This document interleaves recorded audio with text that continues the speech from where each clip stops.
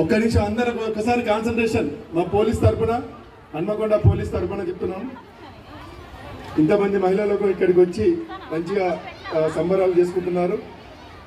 దీని పరంగా మనం సిపి మా సంతోష్ సింగ్ సార్ గారు, డీసీపీ షేక్ సలీమా మేడం, మా ఏసీపీ సార్ అందరం కలిసి మంచి గట్టి బందోబస్తు ఏర్పాటు చేయడం జరిగింది. అందులో భాగంగా మీకు చిన్న అవేర్నెస్ కూడా చెప్తున్నాను.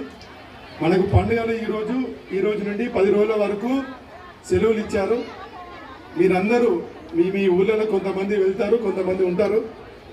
ఊళ్ళలోకి వెళ్ళేటోళ్ళు మీ ఇంటికి తాళం వేసి వెళ్ళినప్పుడు మీ యొక్క బంగారు ఆభరణాలు ఏవైనా ఉంటే అవకాశం ఉంటే తీసుకెళ్ళండి.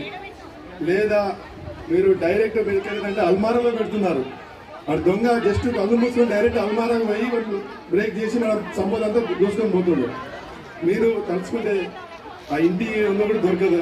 మీరు తలుచుకుంటే అట్లా మీరు మహిళ కాబట్టి అల్మారాలో పెట్టక. ఈ మధ్య చూడండి చాలా మటుకు చైన్ స్నాచింగ్ జరుగుతున్నాయి. మీరు జాగ్రత్తగా ఉండాలి.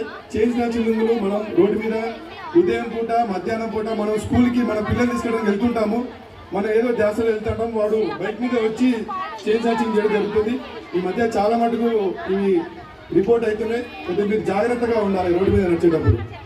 థర్డ్ వన్, మన పిల్లలు మనము ఎంతో కష్టపడి మనం టెంపుల్లోకి వెళ్ళి మన పిల్లలు బాగుండాలని చెప్పి గంటలు దేవుని మొక్కుతున్నాం. కానీ ఒక్క క్షణం, ఒక గంట సేపు వాళ్ళు ఎవరితో మాట్లాడతారు, వాళ్ళు వాడే సోషల్ మీడియా అకౌంట్స్ ఎవరితో చాట్ చేస్తున్నారు అది చూడట్లేదు.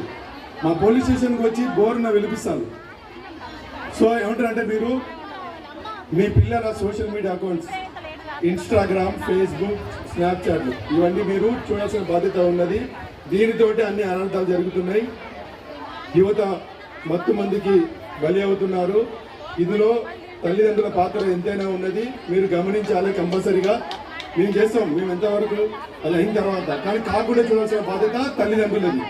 మనం గుళ్ళోకి వచ్చి గంటలు దేవుని మాట్లాడుతున్నాం, నా పిల్లలు బాగుపడాలి, నా పిల్లలు మంచిగా ఉండాలి అని చెప్పి మనం ఎంతో చేస్తూ ఉంటాం. కానీ పిల్లలు మనం స్కూల్ కాలేజీలో పోయినప్పుడు ఏం చేస్తున్నారని చెప్పి మనం పట్టించుకోవట్లేదు. అదొక్కటి గుర్తుపెట్టుకోండి.